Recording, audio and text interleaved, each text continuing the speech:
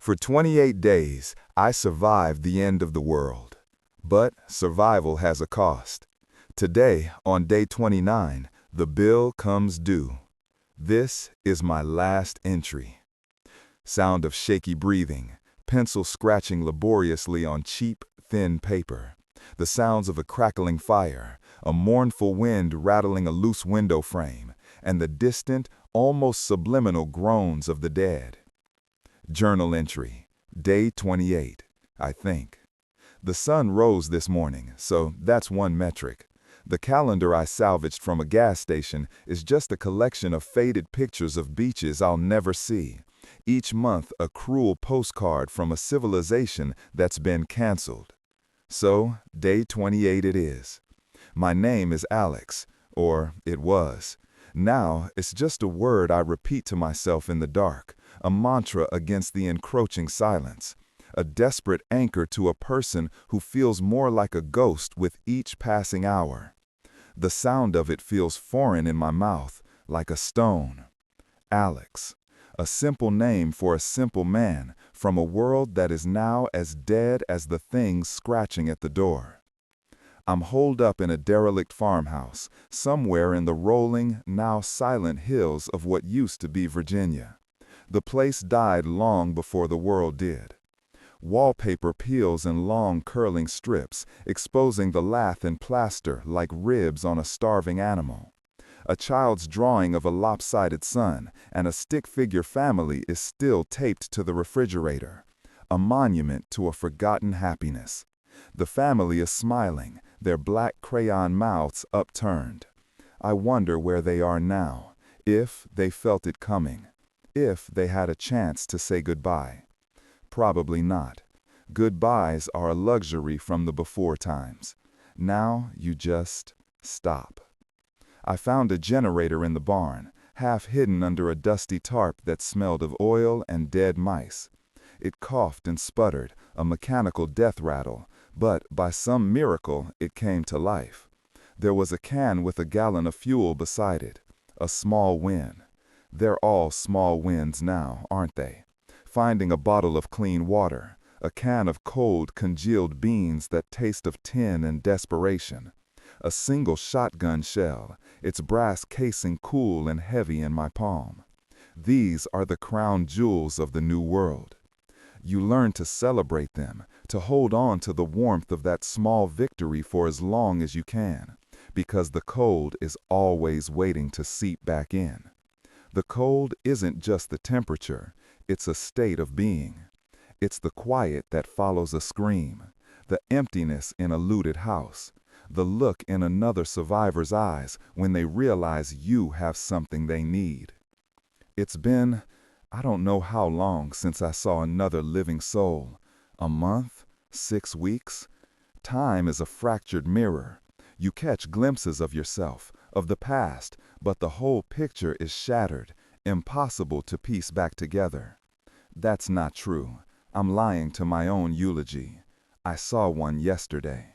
He was on the I-81, a skeleton of rusted cars and faded dreams.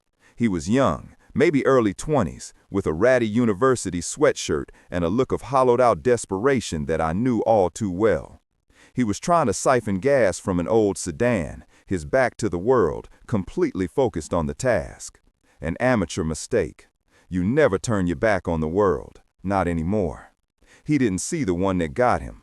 It came out of the woods, a shambler, one of the slow ones, a lurker. I've heard a dozen names for him. Shufflers, roamers, empties, walkers. None of them capture the sheer mindless wrongness of their existence, the way they violate the very concept of life and death. It used to be a woman, I think. She wore a tattered floral dress, the kind someone's grandmother would wear to church.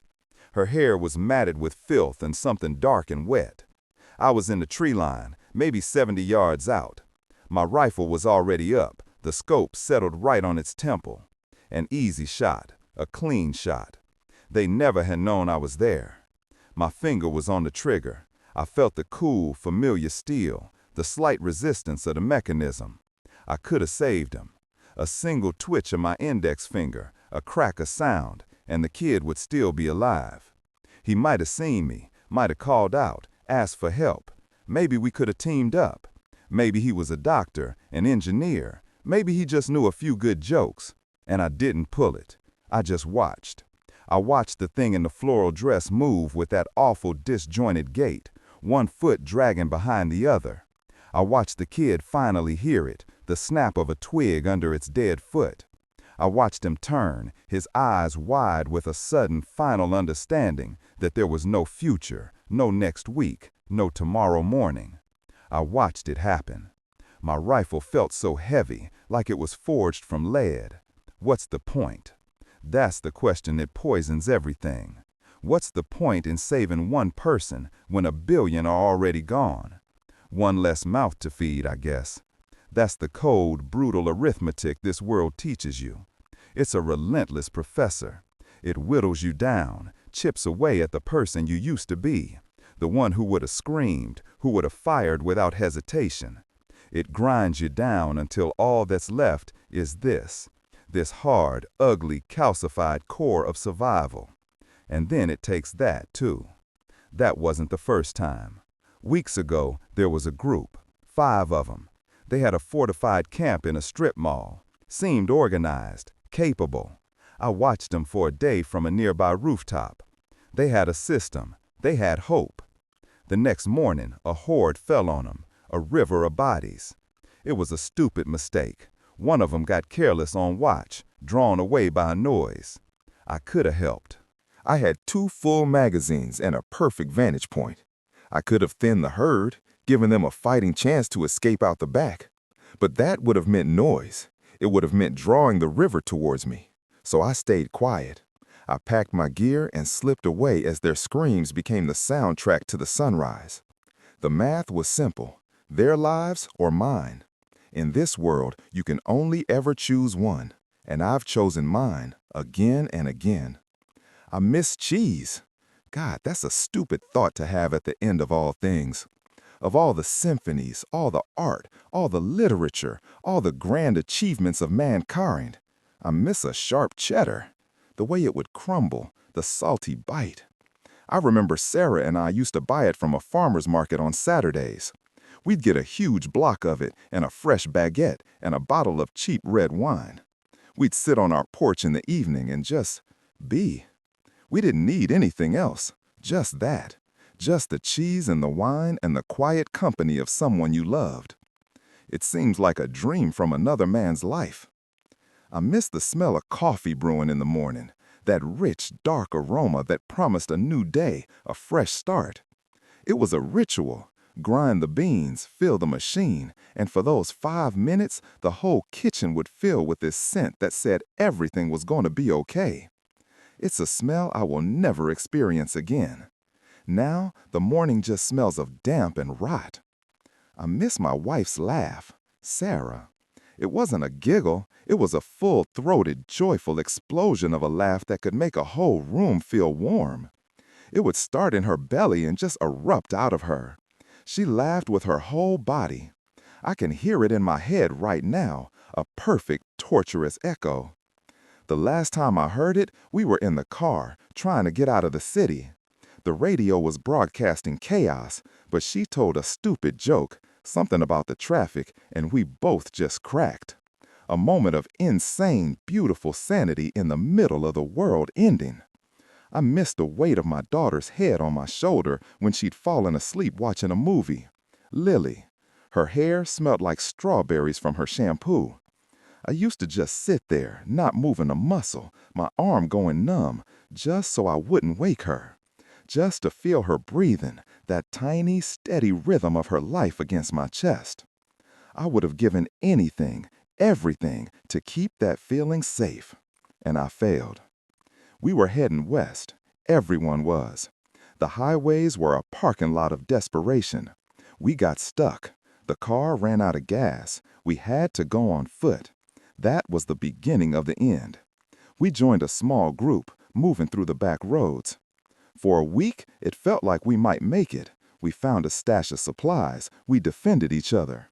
We told stories around the campfire at night, pretending we were just camping, pretending it wasn't real. Then Lily got sick. Not a bite, just a fever. A normal, mundane sickness that in the old world a little medicine and rest would have fixed in a day. But here, her fever spiked. We had nothing. No medicine, no doctors. I held her, trying to cool her with damp rags, while Sarah whispered stories to her. She became delirious. She called out for her grandmother. She asked if we could go get ice cream. And then she just stopped. We buried her under an oak tree on a hill. Sarah didn't speak for 2 days. The light in her eyes just went out. A part of me died with Lily on that hill, the part that could hope. Sarah and I, we kept going, but we weren't a team anymore. We were just 2 ghosts tied together by a shared tragedy. We didn't talk about Lily. We couldn't. Her name was a wound that couldn't bear to be touched. Then came the raid. Not the dead, people. Men with guns and dead eyes who had embraced the new world's currency, violence. They took our food, our water. They took Sarah. I fought. I really did. I killed one of them, but there were too many. They beat me and left me for dead in a ditch. By the time I came to, they were gone, and so was she. That was 2 months ago. I've been alone ever since. Those are the real ghosts. They are 1,000 times more terrifying than the dead ones scratching at the door. They haunt you with what you've lost, what can never be regained. They are the ones who whisper your failures to you in the dead of night. Speaking of which, a loud, wet, percussive thump against a wooden door, followed by a low, guttural, liquid groan. They're always there, a constant, mindless, patient reminder of the New World Order. A metronome counting down the last seconds of the old one. I checked the wound again. It's on my forearm, the one I used to aim. Poetic, I guess. Got it this morning, pushing through a small horde in Miller's Gorge, a place that used to be a scenic overlook with cheesy souvenir shops. It was a close call, a panic scramble over a guardrail. One of them grabbed me, its nails like broken glass. Its teeth, they just grazed me.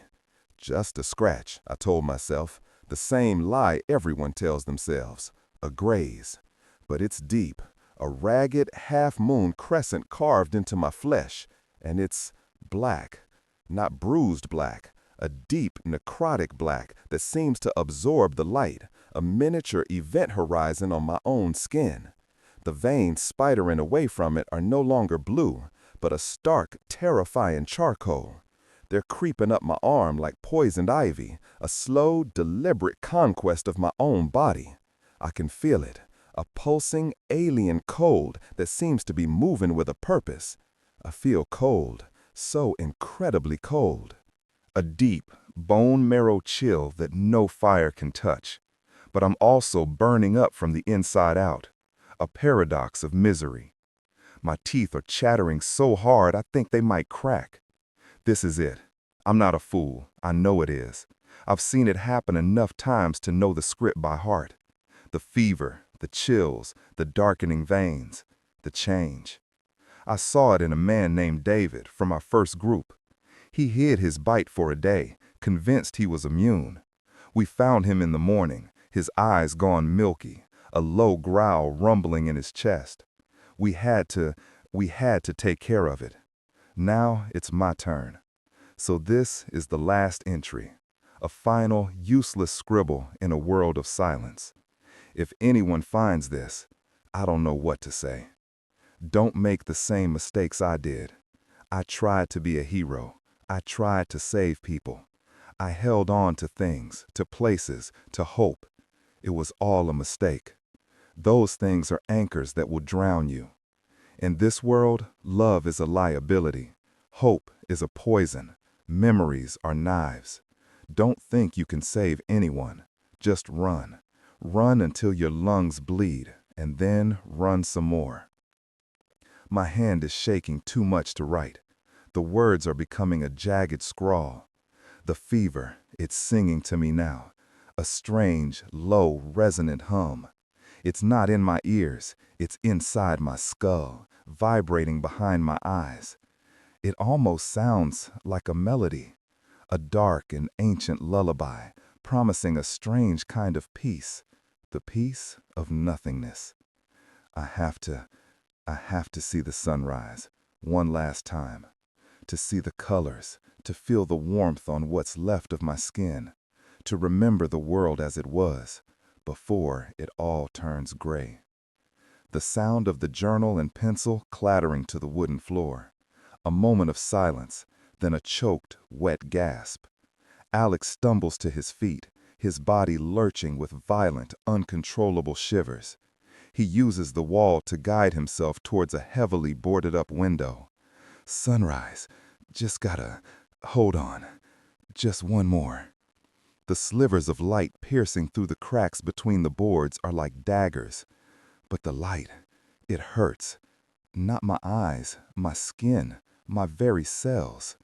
Every photon feels like a hot needle, a tiny lance of fire stabbing into my flesh. Everything feels wrong. The world is suddenly dialed up to an impossible volume. The boards on the window, the grain in the wood, it's too much. It's not just wood grain, it's a topographical map of the tree's life, a history I can suddenly read in its swirling patterns. I can see the rings of its growth, the scar from a lightning strike 50 years ago, the tiny tunnels bored by insects. I can see every single splinter, every fleck of dust dancing in the light beams, each one a universe unto itself. The world is screaming at me in a language of infinite, unbearable detail. My heart, it was a frantic drum solo in my chest, a panicked, desperate rhythm trying to outrun the inevitable. But dumb, but dumb, but dumb, but dumb, but dumb. And then, with a final seizing clench that feels like a fist closing around the organ, it stops. A deafening, profound silence that seems to absorb all other sound. After a long beat, a single, final, slow, deep thump echoes in his chest like a closing door. Silence. For a long, long moment, there's nothing. No breath, no pulse, no pain. The cold is absolute. I am still. I am an object, a piece of furniture in a dusty room. This is death.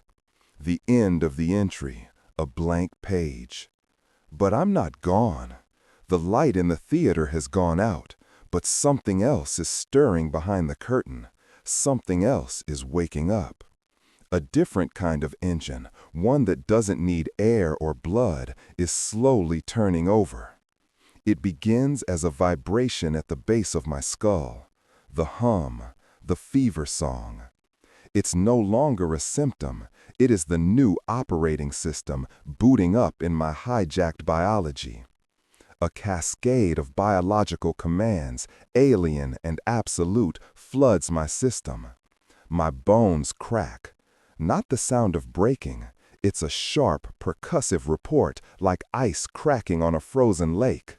They are realigning. My spine contorts, a sickening, audible ripple that travels from my tailbone to my neck, a sound like a great tree branch snapping in a winter storm. Ah! A silent scream tears through my mind, a scream without breath, a pure signal of agony from the ghost of the man I was. The pain is... it's not pain. Pain is a signal from a living body to its brain, a warning of damage. This is not a warning. This is construction, renovation. I'm being unmade and remade from the inside out, my very architecture being forcibly rewritten by a malevolent contractor. My muscles tear and re-knit themselves into coarser, stronger fibers. My ligaments stretch and harden like leather.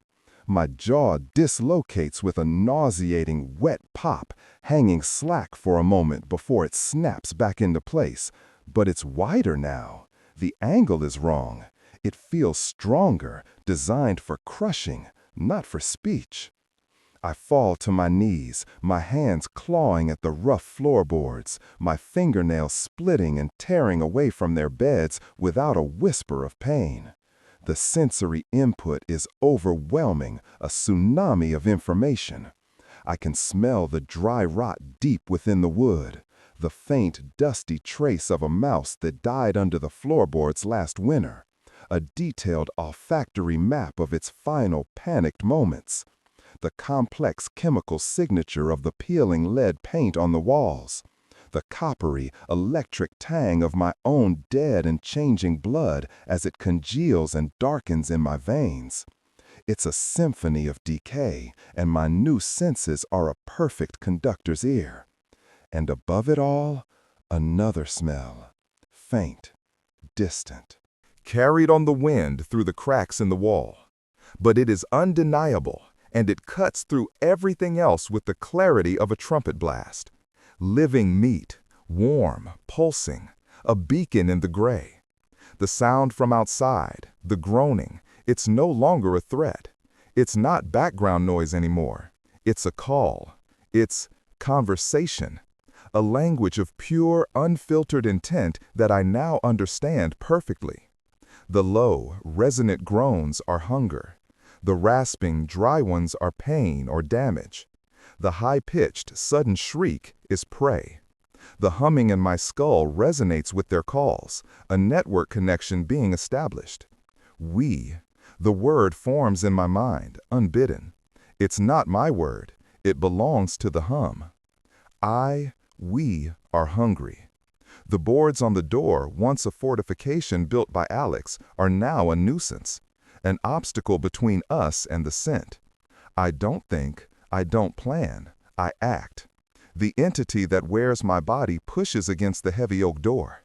The wood groans in protest, but barely moves. Not enough. The new engine demands more. I slam my shoulder into it, a motion devoid of the grace or technique of my former body. It's pure brute force. Again and again. There is no pain. There is only the door, the resistance it provides, and the sweet, intoxicating smell on the other side. With a final, splintering, explosive crack, the crossbar gives way. The door flies open, torn from one of its hinges. I stumble out into the morning light. The sun is a meaningless glare in the sky, a flat white disk that offers no warmth, only illumination.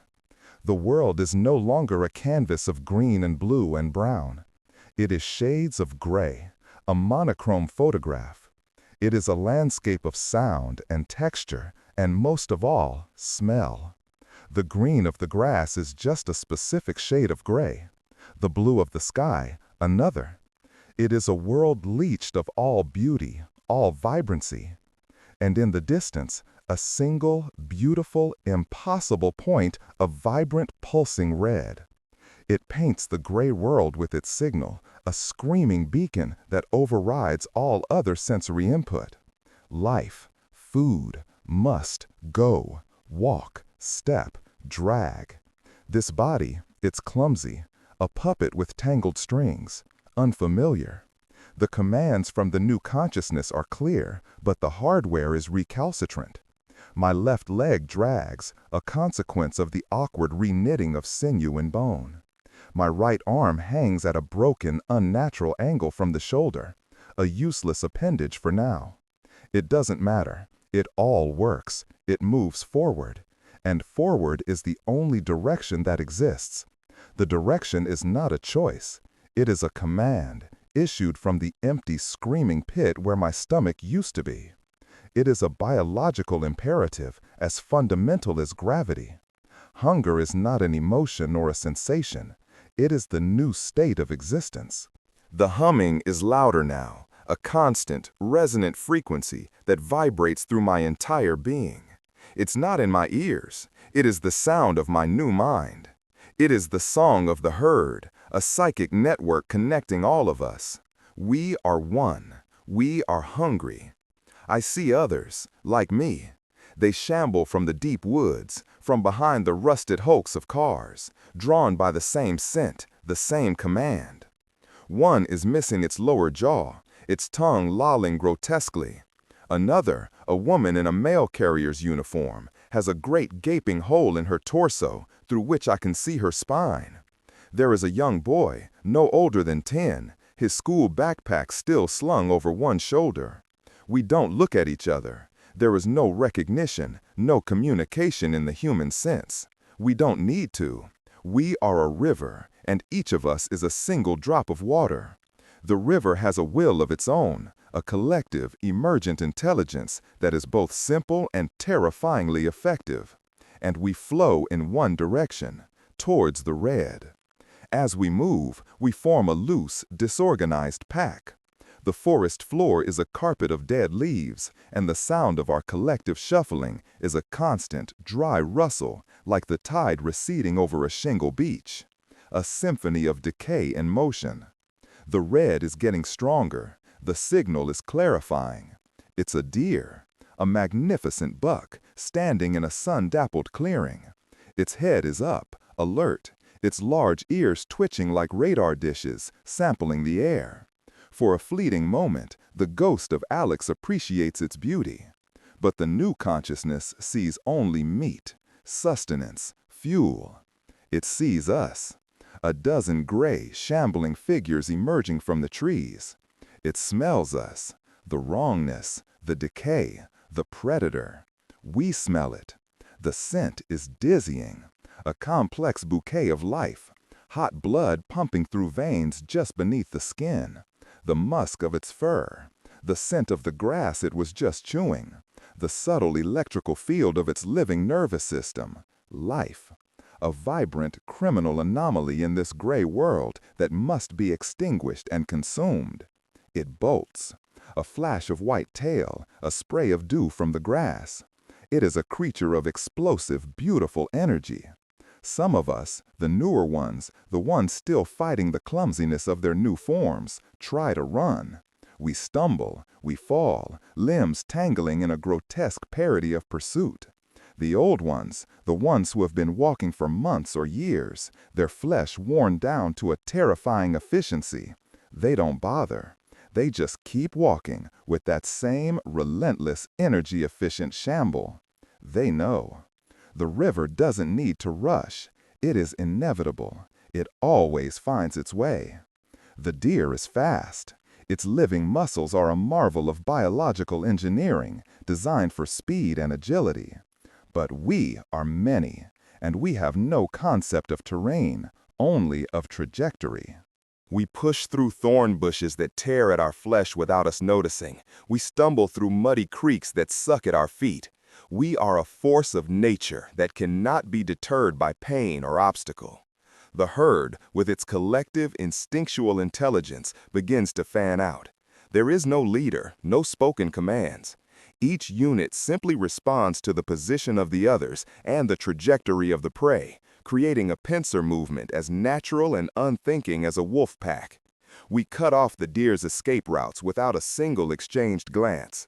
We corner it against a high riverbank. It panics, its beautiful brown eyes wide with a terror so profound it has its own scent, a sharp, acrid tang of adrenaline that is like spice to our hunger. It tries to scramble up the slick, muddy incline, its hooves finding no purchase. It slips, it falls, its leg twisting beneath it with a sharp, audible snap. The sound of living bone breaking is a dinner bell that rings through the hive mind. The herd descends. I am part of it. I am not controlling this body. I am a passenger, a horrified spectator in the back seat. I don't remember using my hands. I don't remember opening my mouth. There is a blur of motion, a flurry of grasping gray limbs. The sound of tearing fabric. No, not fabric, skin. Of muscle being ripped from bone.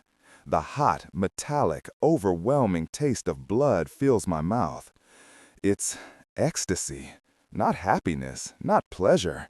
It is a purely chemical reaction. It is a flood of something that feels like relief, a quenching of a fire that was threatening to consume my very essence. It fills the void. It silences the screaming in my soul, the last echoes of Alex's terror. For a moment, I chew, I swallow. The raw meat is tough, stringy. It is nothing like the food Alex remembered, but it is fuel. I can feel the strength flowing into my limbs, the torn muscles knitting themselves back together with unnatural speed. Not my strength, the infection strength, the power of the collective. I stand up, blood and gore dripping from my chin, matting the front of my shirt. I do not feel guilt. I do not feel joy. I feel less empty. The brilliant red of the deer is fading as its life ebbs away. It is gray now. It is becoming part of the world, part of us. The herd groans, a low, rumbling chorus of temporary satiation. A new consensus is reached, a silent, instantaneous agreement that travels through the network. The hunger is not gone. It is only banked, like the embers of a fire. We need more fuel to keep it burning. And then, a new sound, a sharp crack, far away, a clean, piercing report that cuts through the morning air. Not thunder, not a breaking branch. Something made, artificial, a sound made by the living. The entire herd, as one, stops its grisly work. Heads lift, some still trailing strings of viscera. The feasting is over. The embers of hunger stir, fanned by this new stimulus. That sound is a promise. It is the sound of a more complex prey, a more satisfying meal. In a single, unified, terrifyingly synchronized motion, every one of us turns. A new direction, a new command, a new, more complex, more tantalizing red on the horizon. Go, find, feed. Days, nights, they blur into a continuous gray twilight. The sun and moon are just shifting sources of light that create moving shadows. They have no meaning. There is only the walk, the hunger, the feed, the walk again. We are a tide of rot, an inexorable glacier of dead flesh, scraping the world clean of warmth. We pull down the living. A panicked survivor in a farmhouse, his shotgun blasts loud but ultimately futile against our numbers. A small family hiding in a cellar, their whimpers a siren song to our ears. We make them like us. Their screams curdle into groans. Their living warmth cools to our ambient chill. More voices in the choir, more bodies in the river. I am not Alex. That name is a forgotten word from a dead language, a fossil buried under layers of instinct. I am a foot that steps, a hand that grabs, a mouth that bites. I am a cog in a great, mindless machine whose only purpose is its own propagation. The humming in my skull is the only reality. It is the voice of my God, and its only commandment is more. But sometimes, there are glitches in the code, a shimmer in the gray world, a moment of desynchronization. The ghost of the man I was still lingers, a phantom program running in the background, occasionally causing a system error. We are passing through a town, a small, forgotten place that died on its feet, ruined, silent. Cars are left in the middle of the street, doors ajar, their contents looted long ago. We shamble past a playground, its once bright primary colors faded to pastel ghosts. A slide is stained with old dark blood. A merry-go-round is frozen with rust. A swing set, its chains rusted, creaking in the wind. One swing is moving, back and forth, propelled by the indifferent breeze. The sound, it cuts through the humming like a razor. A high-pitched, rhythmic squeak. Creak, squeak, creak. It is a sound that does not belong in this world of groans and shuffling and tearing flesh. It is a sound from the other place, the before time. I stop. The simple, single action is a rebellion of the highest order. The herd flows around me, parting like water around a stone, not noticing or caring about the momentary obstruction. I am an island of stillness in the current, my head tilted, processing this alien data. The swing, the yellow plastic seat, the rusty chain. A memory, a ghost of a memory, rising from the deep, deep cold where Alex is buried. It's not a thought. It is a full sensory immersion, a flashback so powerful it overwrites the gray reality for a few precious seconds. The feel of warm sun on my skin, the smell of cut grass and blooming azaleas, the rough texture of the rope in my hands as I pull the swing back, and a sound of pure, untainted joy. A little girl, pigtails the color of corn silk, tied with bright pink ribbons. A bright yellow dress, the same yellow as the swing, that billows out as she flies through the air. Laughter, a cascade of perfect tiny bells that seems to shimmer in the afternoon light. Higher, Daddy, higher. My daughter. Her name. What was her name? A name.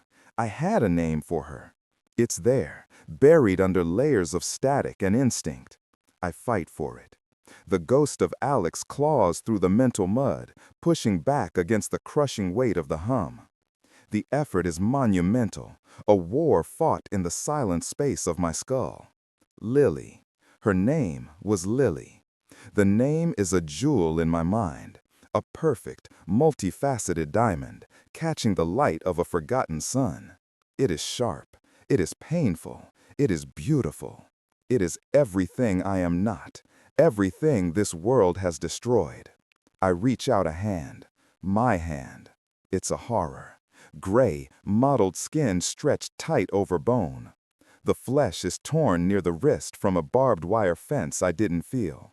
The wound unfeeling, ungleeding. There is black, viscous blood caked under the broken nails. This hand once held hers, so small and warm. This hand once pushed that swing, sending her soaring into the sky. I try to say her name, to give voice to this beautiful, terrible jewel, to prove that some part of me is still here. I force air through vocal cords that have been rebuilt for groaning, not speaking. I try to form the syllables, to shape the sound.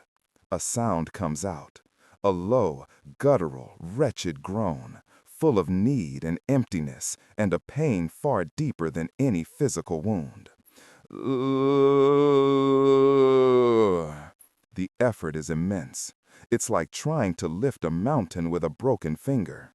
It sends a feedback jolt through my system, a system error that alerts the hive mind's defenses.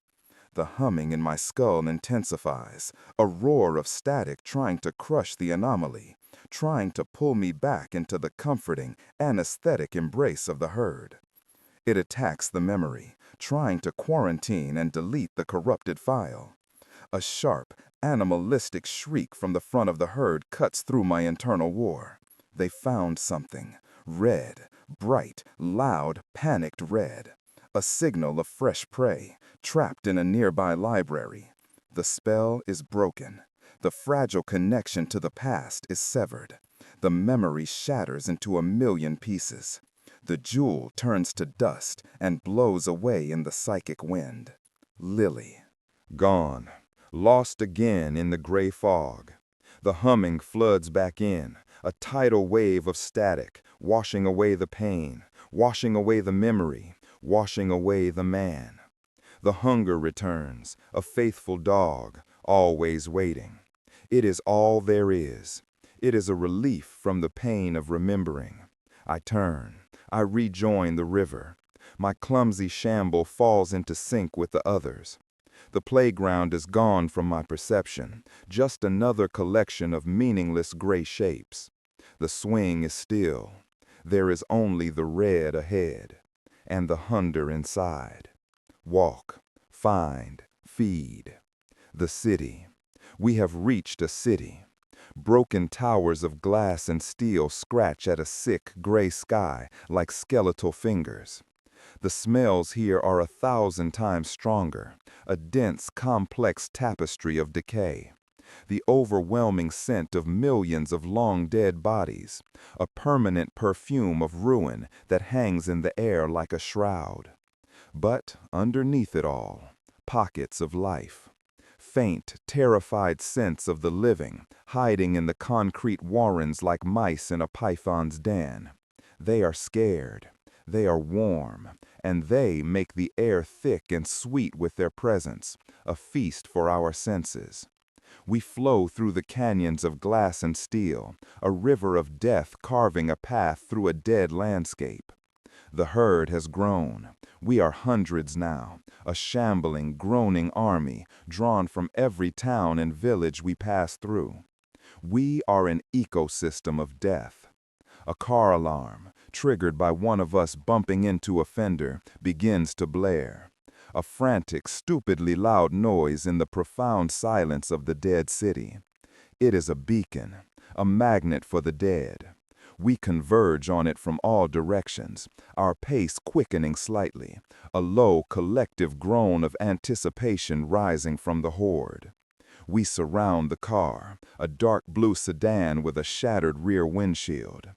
We pound on the windows with bloody, broken fists. The glass is strong, it spiders with cracks, but holds. But we are patient. We are forever. We have nothing but time. Inside, two figures, a man and a woman. Their faces are white, luminous masks of terror in the dim light. They are screaming, but the sound is thin and meaningless through the safety glass, like listening to a radio underwater. The man is trying to start the car, his movements frantic and useless. The woman, she is holding something, a small rectangular object, a photograph. She's pressing it against the passenger side window, her hand trembling violently. She is pleading, her mouth forming words I cannot hear, but her eyes scream into mine. Her eyes, they are looking at me, not at the horde, not at the monster beside me with the missing jaw, right at me. There is something in her eyes, not just terror, recognition, a desperate, impossible hope. I press my face against the cold glass, my dead breath fogging the surface. My reflection wavers back at me. It is a monster. Sunken, vacant eyes in a skull-like face. Gray, taut skin stretched over sharp cheekbones. A jaw hanging slack, stained with old blood. This is me now, but I see her eyes. And in their terrified depths, I see a reflection of something else, something that isn't the monster. I understand. I see the photograph she is holding up. It's a family, a man, a woman, and a little girl in a bright yellow dress sitting on a picnic blanket in a sunlit park. My family. That's me, the man in the picture. Before, when my skin was warm and my eyes had life. When I could smile without it being a predatory snarl. When my name was Alex. The woman is my wife, Sarah. Sarah, the name is not a jewel this time. It is not a fragmented memory. It is a key. It unlocks a door in my mind that I thought was sealed forever, rusted shut with instinct and decay. A flood of perfect, complete, excruciating memories pours through, drowning the hum, silencing the hive mind. Our wedding day, her in a simple white dress, laughing as I stumbled over my vows. The birth of our daughter, the overwhelming terror and love as I held Lily for the first time. Lazy Sunday mornings in bed, the sunlight streaming through the window, the smell of her hair on the pillow. Her laugh, that beautiful, full-throated laugh, echoing in the halls of our home. Her smell, a mix of lavender and something uniquely her. Her touch, the feel of her hand in mine. A fight we had over something stupid, the terrible silence, and the relief of making up. The day we bought our house, Lily's first day of school. 1,000 small, perfect moments that made up a life. I look from the smiling man in the photo to my monstrous reflection in the glass. From Sarah's screaming, pleading face to the mindless, predatory hunger in the eyes of my new brothers and sisters. Something breaks inside me. A dam of instinct and infection that has held back the last vestiges of my soul finally shatters into a million pieces. The ghost in the machine is no longer a ghost. He is awake, and he is in hell. A single, hot, impossibly human tear rolls down my cold, dead cheek. It traces a path through the grime, a clean line on a ruined face. I raise my hand. The herd around me is a frenzy of violence, their fists pounding, pounding, pounding on the glass, their groans a symphony of mindless hunger. But my hand does not form a fist. I am not trying to smash, not trying to claw. I fight against every command from the hive mind, every fiber of my rewired being that screams prey, food, kill. With a final, titanic effort of will that feels like tearing my own soul in half, I press my palm flat against the glass, directly over the image of her face in the photograph. A final goodbye, a final apology. A final act of a man who is already gone. A sharp, deafening crack echoes from down the street, much closer this time. The car window next to my head explodes inward in a shower of tempered glass. A gunshot, a survivor, a savior. The herd surges into the opening, a wave of grasping hands and gnashing teeth. I do not join them. I stand for a long moment, a statue of regret in a sea of unspeakable violence, frozen by the memories that are now burning me alive from the inside. I hear Sarah's final scream. It's not a sound of terror, it's just my name. Alex! And then, silence. And then, I turn, and I walk away, not with the herd, away from them, against the current. I don't know where I'm going. It doesn't matter. The hunger is still there, a dull ache in the pit of my being. The humming is still in my head, a constant companion. But it's quieter now, distant.